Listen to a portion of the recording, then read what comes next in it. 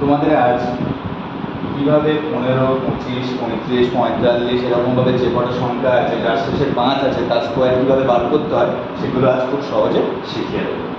দেখো এর শেষে 5 আছে, তাহলে 5 স্কোয়ার কত হয়? 5 5 25, আমি বসিয়ে দেবো। তারপরে কি করব? এর প্রথম সংখ্যা কত আছে? 1, 1 স্কোয়ার কত হবে? 1, তার সাথে 1 যোগ।